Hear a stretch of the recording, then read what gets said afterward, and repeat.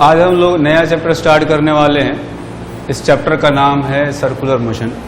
अभी तक हमने जो भी मोशन पढ़े हैं, जितने भी कॉन्सेप्ट पढ़े हैं, उसमें कहीं न कहीं ऑब्जेक्ट जो है हमेशा सीधे चलता था, ट्रांसलेशनल मोशन करता था।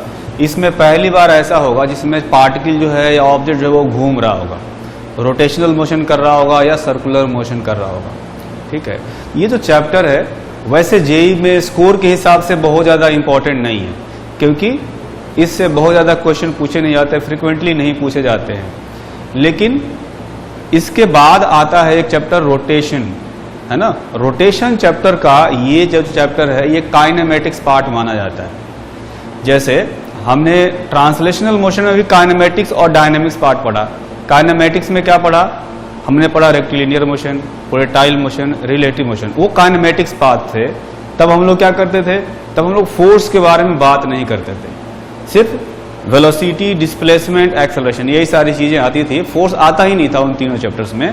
पहली बार डायनेमिक्स में आया न्यूटन्स लॉज ऑफ मोशन में, उसमें हमने पहली बार फोर्स के बारे में बात किया, कॉज ऑफ मोशन जो है उसके बारे में बात किया। ठीक है, तो ट्रांसलेशनल मोशन का एक काइनेमेटिक्स पार्ट था जिसमें rectilinear motion, volatile motion, relative motion पढ़ा। उसके बाद डायनेमिक्स पार्ट आया जिसमें हमने पढ़ा है लॉज ऑफ मोशन पढ़ा, फ्रिक्शन पढ़ा, है ना, वर्क और एनर्जी पढ़ा। अब जो है जैसे रोटेशनल मोशन होता है तो रोटेशनल मोशन और सर्कुलर मोशन बिल्कुल उसी तरह से हैं। सर्कुलर मोशन को कहा जाता है रोटेशनल मोशन का काइनेमेटिक्स पार्ट। इसमें हम लोग टॉर्क के बारे में बात नहीं करते, मतलब कोई पार्टिकल जो है वो घूमता क्यों है, किस कारण से घूमता है, कॉज ऑफ रोटेशनल मोशन क्या है, ये हम लोग सर्कुलर मोशन में नहीं पढ़ते हैं, है ना।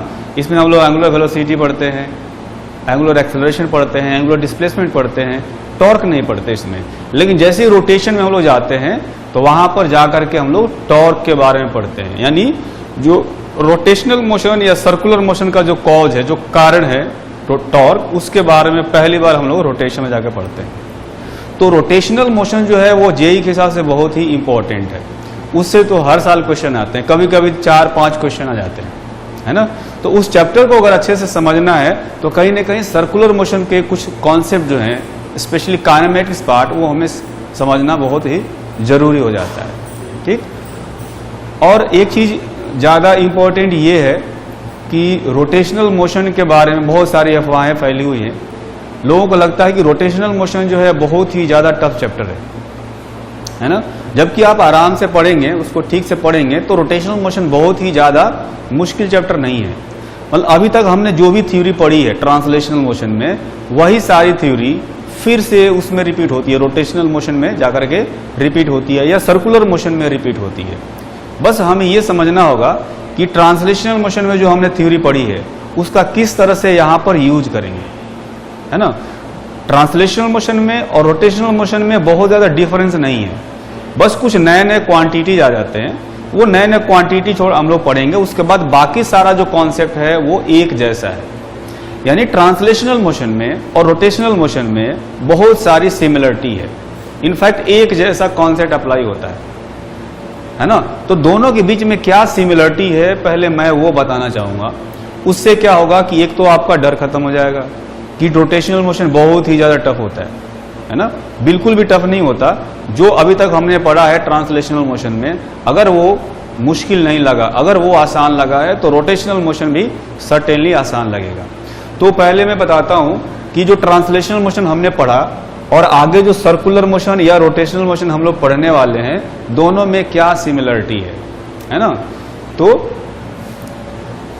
सबसे पहला जो है, हमने ट्रांसलेशनल मोशन में एक क्वांटिटी पढ़ा था जिसको हम लोग कहते थे डिस्प्लेसमेंट। क्योंकि ट्रांसलेशनल मोशन का वो क्वांटिटी है, इसलिए मैं उसको यहां पर लिखूंगा लीनियर डिस्प्लेसमेंट, लीनियर डिस्प्लेसमेंट। और इसको हम लोग वहां पर सिंबल क्या देते थे? Delta S.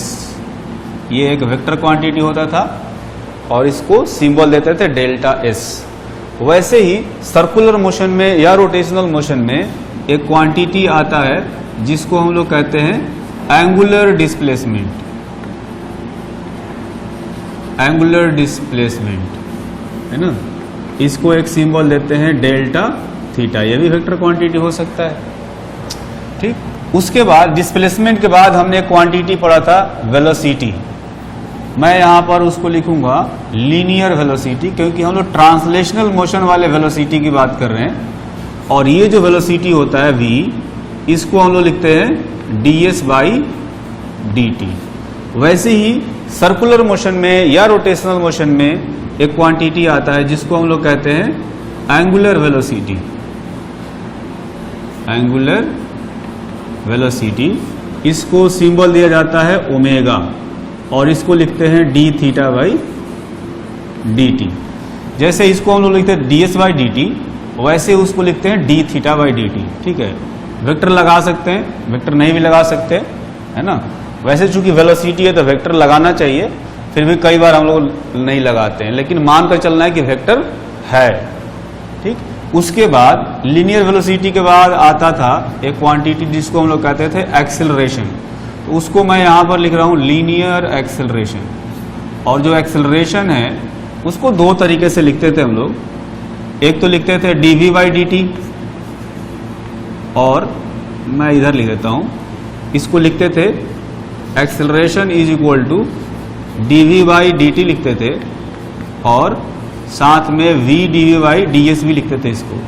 तो इसी तरह से सर्कुलर मोशन या रोटेशनल मोशन में एक क्वांटिटी आता है जिसको हम लोग कहते हैं एंगुलर एक्सेलरेशन। ठीक, इस एंगुलर एक्सेलरेशन को अल्फा से डिनोट किया जाता है, और इसको लिख सकते हैं d(ω/dt), यानी ओमेगा d(ω/d)θ, ऐसे लिख सकते हैं, है ना। तो देखेंगे अभी तक जो है कहानी एक जैसी चल रही है, यहाँ s था वहां थीटा आया, v को ds/dt लिख सकते थे, यानी इसको डिफरेंशिएट करने से आता है, तो ओमेगा इसको डिफरेंशिएट करने से आता है। ठीक, अब यहाँ एक्सेलरेशन आया, v को डिफरेंशिएट करने से आया, तो अल्फा जो है ओमेगा को डिफरेंशिएट करने से आया। तो v dv/ds यहां पर जैसे लिख सकते थे, इसको ओमेगा d(ω/d)θ जैसे लिख सकते थे, है ना। तो अभी तक कहानी एक जैसा चल रहा है। ठीक, अच्छा, जो ट्रांसलेशनल मोशन में है, ट्रांसलेशनल मोशन में हम लोग एक टर्म पढ़ते थे इनर्शिया, और कहते थे कि जो इनर्शिया है वो मास के प्रोपोर्शनल होता है, जितना ज्यादा मास होगा उतना ज्यादा इनर्शिया होगा। इसको हम लोग एम से डिनोट करते थे, है ना।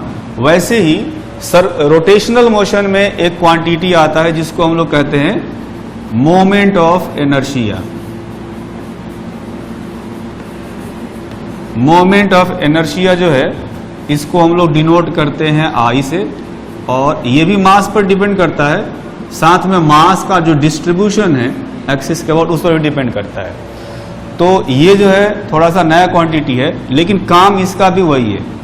ये जो है ट्रांसलेशनल मोशन को अपोज करता है, ये वाली प्रॉपर्टी, है ना। ट्रांसलेशनल मोशन में चेंज को ये अपोज करता है, ये रोटेशनल मोशन में चेंज को अपोज करता है। इसको हम लोग डिटेल में रोटेशनल मोशन चैप्टर में पढ़ेंगे। ठीक, जैसे इसमें आ गया इनर्शिया, उसके बाद इसमें आता है, हम लोग पढ़ते हैं लीनियर मोमेंटम। लीनियर मोमेंटम ये होता है, इसको यहां पर हम लोग P से डिनोट करते हैं और लिखते हैं m इंटू V। वैसे ही यहां पर आता है एंगुलर मोमेंटम। एंगुलर मोमेंटम, इसको यहां सिंबल दिया जाता है L, और इसको हम लोग लिखते हैं I इंटू ओमेगा। देखेंगे जैसे यहां मास था, मास के जगह पर यहां मोमेंट ऑफ इनर्शिया आता था, तो मास के जगह पर मोमेंट ऑफ इनर्शिया, और v के जगह पर यहां पर ओमेगा रख देते हैं। तो देखेंगे कि ये जो फॉर्मूला है ये भी बिल्कुल एक जैसा है दोनों में, है ना। उसके बाद इसमें आता है कॉज ऑफ मोशन, मतलब ट्रांसलेशनल मोशन का जो कॉज है, इसको हम लोग यहां पर कहते हैं फोर्स। फोर्स जो होता है इसको लिखते हैं F is equal to M into A. मतलब फोर्स क्या करता है, बॉडी के स्टेट को चेंज करता है। वैसे ही रोटेशनल मोशन में एक टर्म आता है, उसको कहा जाता है टॉर्क, यानी कॉज ऑफ रोटेशनल मोशन।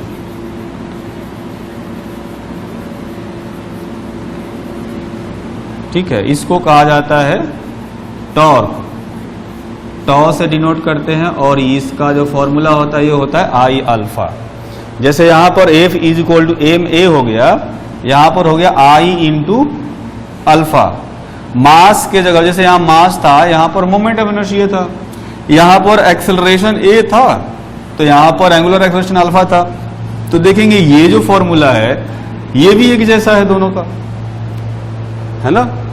अच्छा, इसमें आता है translational kinetic energy. Translational kinetic energy जो होता है इसको हम लोग कैसे लिखते हैं, half M into V square, ऐसे लिखते हैं।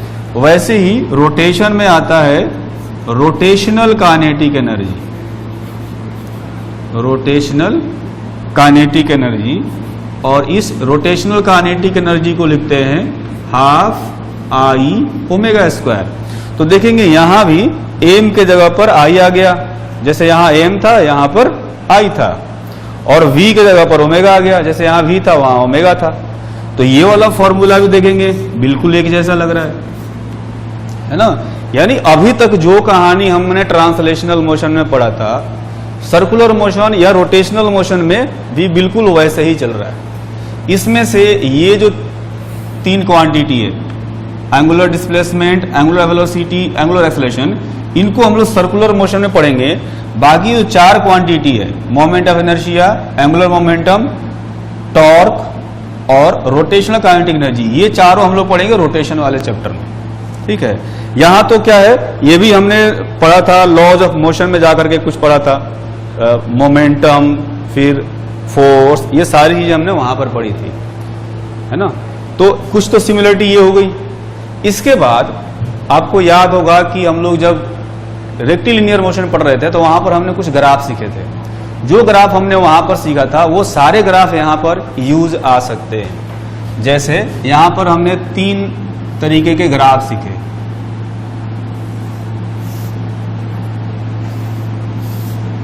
है ना। और यहां पर हमने ये बताया था कि ये जो ग्राफ है, ग्राफ से हमें क्या क्या इंफॉर्मेशन मिल सकता है। तो जैसे अगर यहां पर पोजीशन टाइम ग्राफ हो या डिस्प्लेसमेंट टाइम ग्राफ हो, वैसे ही वेलोसिटी टाइम ग्राफ हो सकता है, एक्सेलरेशन टाइम ग्राफ हो सकता है ना। तो यहां पर हमने क्या देखा कि पोजीशन टाइम ग्राफ है, इसका स्लोप जो है वो बताता था ds बाई dt, यानी कि ये वेलोसिटी बताता था। इसका जो एरिया है, एरिया अंडर कर्व, ये कुछ नहीं बताता था, है ना। ये हमने सीखा था, ये कोई भी इंफॉर्मेशन नहीं देता था। vt ग्राफ जो है, इसका स्लोप यानी कि dv बाई dt, ये जो है बताता था एक्सेलरेशन, और इसका एरिया अंडर कर्व ये बताता था डिस्टेंस या डिस्प्लेसमेंट, है ना, ये बताता था। उसी तरह से एक्सेलरेशन टाइम ग्राफ है, इसका स्लोप जो है वो कोई क्वांटिटी नहीं बताता था, नथिंग, और इसका एरिया अंडर कर्व निकालते थे तो ये बताता था चेंज इन वेलोसिटी, ये चेंज इन वेलोसिटी बताता था। बिल्कुल इसी तरह से जब हम सर्कुलर मोशन में जाते हैं तो सर्कुलर मोशन में भी तीन तरह के ग्राफ जो है वो प्लॉट किए जा सकते हैं। ये जैसे यहां पर डिस्प्लेसमेंट टाइम ग्राफ हो गया, यहां पर एंगुलर डिस्प्लेसमेंट और टाइम का ग्राफ हो जाएगा। यहां पर वेलोसिटी टाइम ग्राफ था तो यहां पर एंगुलर वेलोसिटी और टाइम का ग्राफ हो जाएगा। यहां पर एक्सेलरेशन टाइम ग्राफ था, यहां पर एंगुलर एक्सेलरेशन और टाइम का ग्राफ हो जाएगा। ठीक, अब यहां पर हमें पता करना हो कि किस ग्राफ से कौन सा इंफॉर्मेशन मिलता है, तो बिल्कुल उसी तरह से बता सकते हैं। इसका जो स्लोप होगा ये बताएगा D theta by D T, ये बताता है एंगुलर वेलोसिटी ओमेगा। जैसे ये वेलोसिटी v बताता था, ये एंगुलर वेलोसिटी ओमेगा बताता है। vt ग्राफ का स्लोप एक्सेलरेशन बताता था, अच्छा, यहां पर हमने क्या देखा कि इसका एरिया कोई भी इंफॉर्मेशन नहीं देता, तो इसका भी एरिया कोई इंफॉर्मेशन नहीं देता, है ना। यहां भी हमें कोई इंफॉर्मेशन नहीं मिलता है। वीटी ग्राफ का स्लोप बताता है एक्सेलरेशन, तो उसी तरह से ओमेगा टी ग्राफ है, ओमेगा टी ग्राफ का जो स्लोप होगा D omega by D T, ये बताएगा एंगुलर एक्सेलरेशन, यानी कि अल्फा बताएगा। ये ए बताता था, एक्सेलरेशन बताता था, ये अल्फा बताता है। इसमें एरिया अंडर कर्व निकालेंगे तो ओमेगा डी टी, जैसे ये बताता था डिस्प्लेसमेंट या डिस्टेंस, वैसे ये बताता है एंगुलर डिस्प्लेसमेंट, या सिंपल कर सकते हैं एंगुलर डिस्प्लेसमेंट ही कर सकते हैं, बस इसको डेल्टा थीटा। अब एटी ग्राफ का जो स्लोप है ये कोई इंफॉर्मेशन नहीं देता था, तो इस अल्फा टी ग्राफ का जो स्लोप है D alpha by D T, इससे भी हमें कोई इंफॉर्मेशन नहीं मिलता है ना। अगर इसका एरिया अंडर कर्व देखेंगे, एरिया अंडर कर्व का मतलब हो गया अल्फा डी टी। जैसे इसका एरिया अंडर कर्व बताता था चेंज इन वेलोसिटी, इसका एरिया अंडर कर्व बताता है चेंज इन एंगुलर वेलोसिटी। तो देख सकते हैं कि बिल्कुल एक जैसा कहानी है दोनों का, जैसा ट्रांसलेशनल मोशन में वैसा रोटेशनल मोशन में। ठीक, वैसे ही हमने ट्रांसलेशनल मोशन में 4 इक्वेशन पढ़े थे, वो 4 इक्वेशन बिल्कुल सर्कुलर मोशन में वैसे ही आते हैं। यहां पर हमने 4 इक्वेशन क्या पढ़ा था, एक पढ़ा था v is equal to U plus A T, फिर पढ़ा V square is equal to U square plus 2as, S is equal to U T plus half A T square, फिर पढ़ा S N is equal to U plus A by two into 2n minus 1। बिल्कुल ऐसे ही 4 equation circular motion में आते हैं, जिसको हम लोग अभी आगे डिराइव करेंगे। इसमें आता है omega is equal to omega naught plus alpha T. जैसे ये इनिशियल वेलोसिटी था, ये इनिशियल एंगुलर वेलोसिटी है, ये एक्सेलरेशन था, ये एंगुलर एक्सेलरेशन है ना। अब जैसे ये इक्वेशन है वैसे यहां भी आता है omega square is equal to omega naught square plus 2 alpha theta. ठीक है, एक्सेलरेशन की जगह पर अल्फा, डिस्प्लेसमेंट की जगह पर एंगुलर डिस्प्लेसमेंट, इनिशियल वेलोसिटी की जगह पर इनिशियल एंगुलर वेलोसिटी। वैसे जैसे ये इक्वेशन है यहां भी आता है theta is equal to omega naught T plus half alpha T square.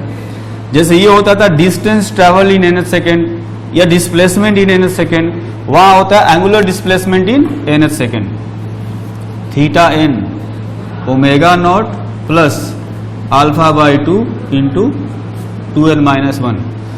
तो आप देखें यहां से वहां तक कितनी सारी सिमिलरिटी है। इनफैक्ट देख सकते हैं कि जो भी थ्योरी हमने ट्रांसलेशनल मोशन में पढ़ा है वो सारी थ्योरी कहीं ना कहीं सर्कुलर और रोटेशनल मोशन में आएगी।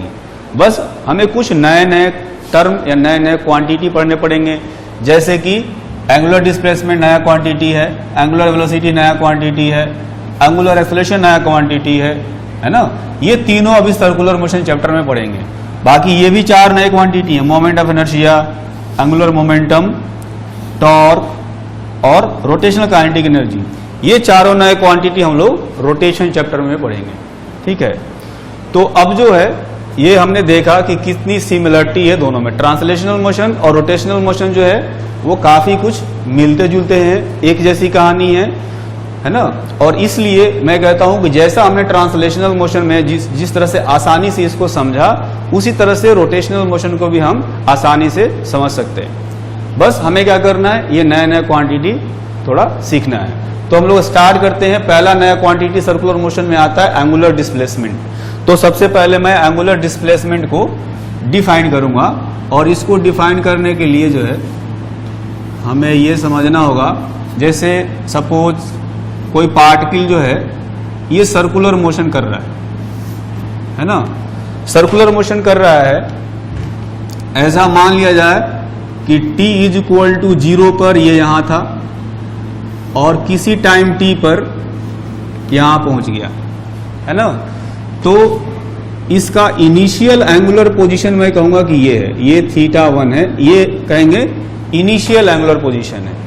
फिर जब यहां पहुंच गया तो उसका एंगुलर पोजीशन जो है वो ये कहलाएगा, इसको कहेंगे θ2। तो उसका एंगुलर डिस्प्लेसमेंट कितना हुआ, ये वाला एंगुलर पोजीशन और ये वाला एंगुलर पोजीशन का जो डिफरेंस है, ये वाला जो एंगल है ये, इसको हम लोग कह सकते हैं डेल्टा थीटा, और ये जो है एंगुलर डिस्प्लेसमेंट कहलाता है। कहते हैं it is change in angular position.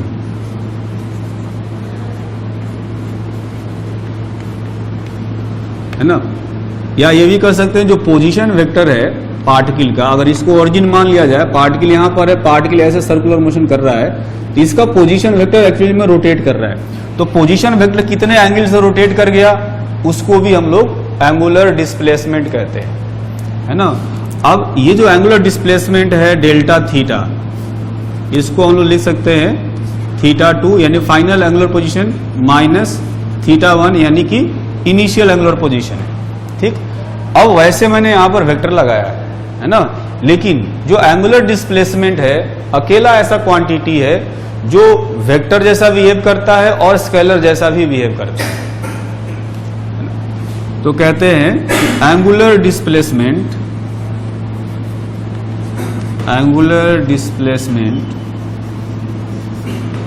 Is vector quantity when it is small but it is scalar quantity when it is large। मतलब एंगुलर डिस्प्लेसमेंट जब बहुत ही बड़ा हो तब ये स्केलर क्वांटिटी जैसा बिहेव करता है, और जब एंगुलर डिस्प्लेसमेंट छोटा होता है तब ये वेक्टर क्वांटिटी जैसा बिहेव करता है। ऐसा क्यों होता है?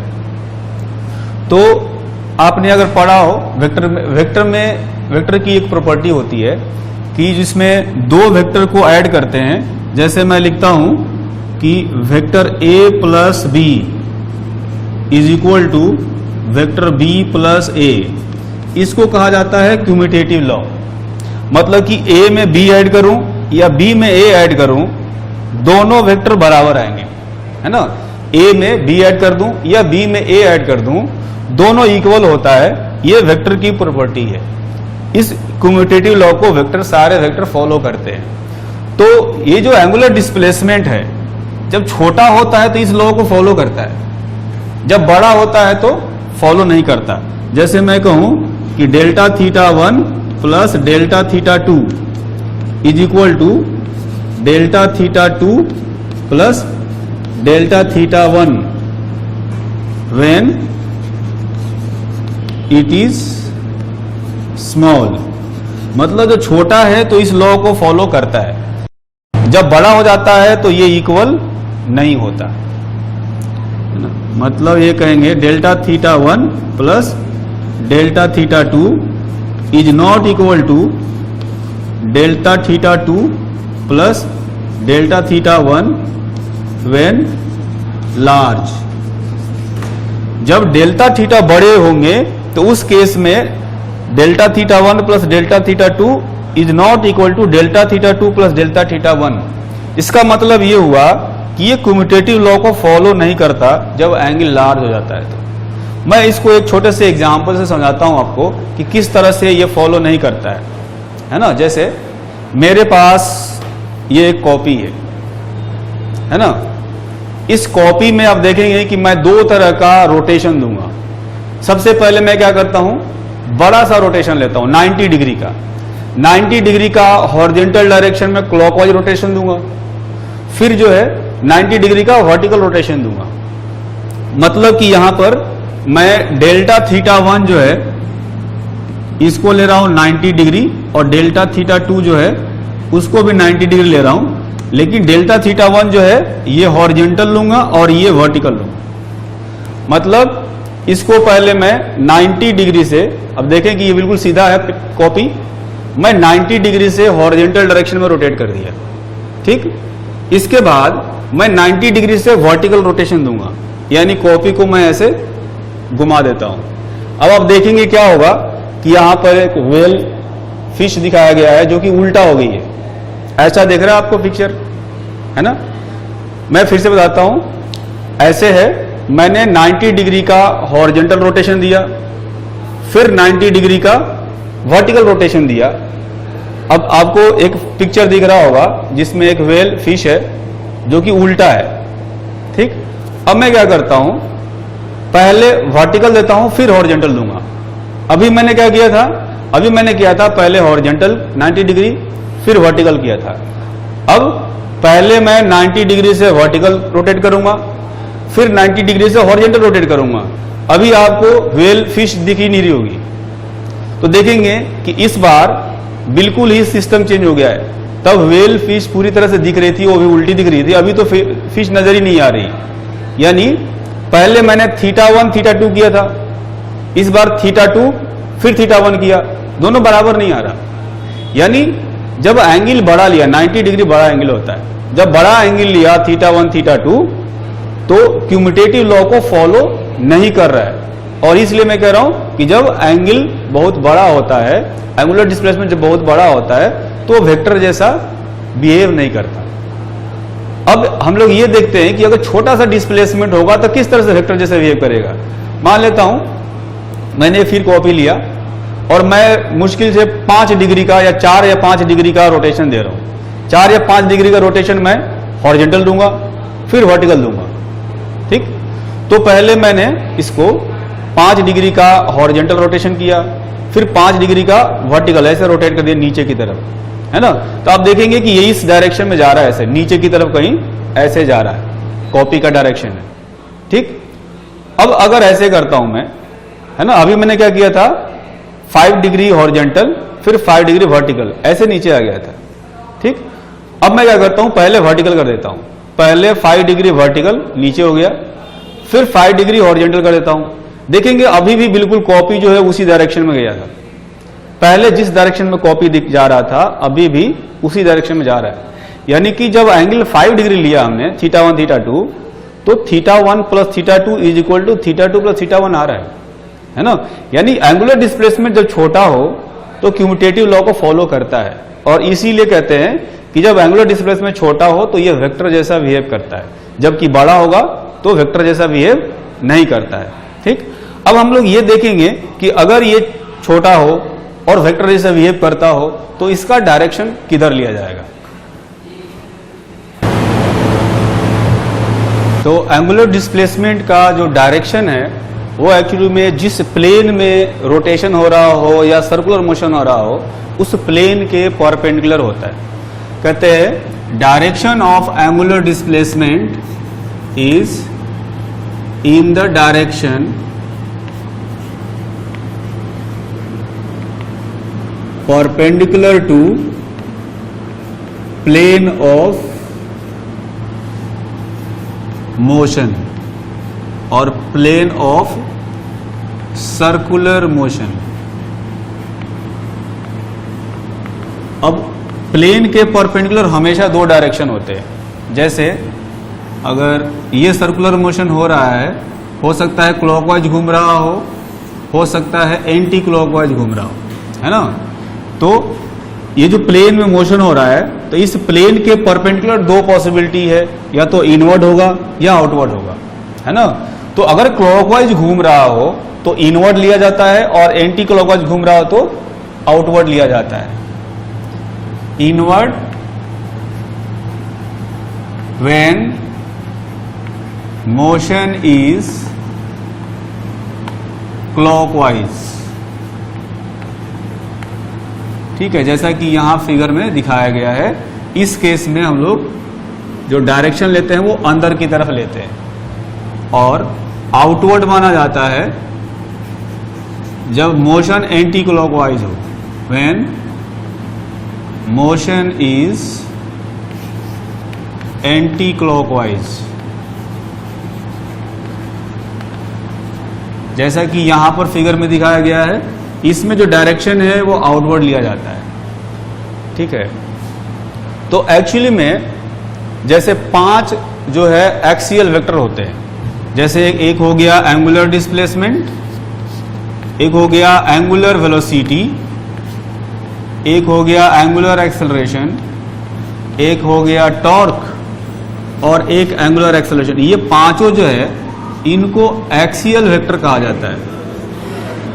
एक्सियल वेक्टर इसलिए कहा जाता है कि इनका जो डायरेक्शन है वो हमेशा एक्सिस के पैरेलल होता है। All these vectors have direction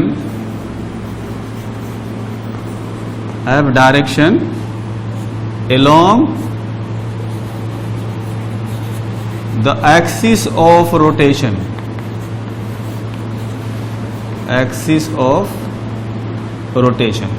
है ना।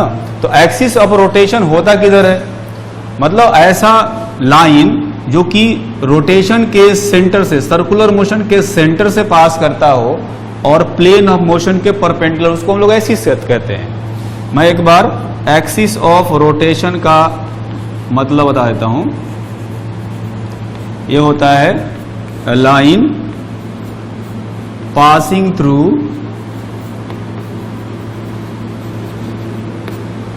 Centre of circular path and perpendicular to plane of rotation। जैसे यहां पर रोटेट कर रहा हो तो सर्किल का सेंटर यहां होगा, है ना, और इस प्लेन के परपेंडिकुलर, यानी ये वाली जो लाइन है ये एक्सिस कहलाएगी। इस एक्सिस के अबाउट ये पार्टिकल घूम रहा होगा, ठीक।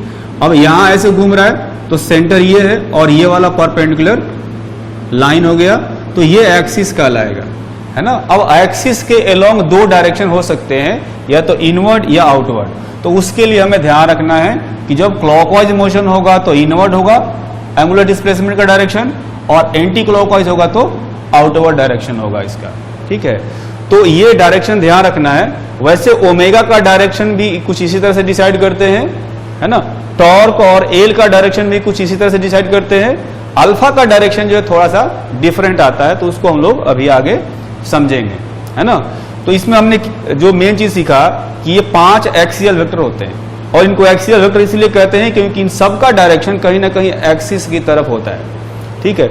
ये थोड़ा सा मुश्किल चीज है क्योंकि पार्टिकल तो ऐसे घूम रहा है जबकि डायरेक्शन हम लोग ऐसे लेते हैं, है ना। तो थोड़ा इमेजिन करने में दिक्कत होता है, लेकिन जो रूल है, जो कन्वेंशन है वो यही है, और इसी हिसाब से जो है हमें वेक्टर का साइन या डायरेक्शन रखना होता है।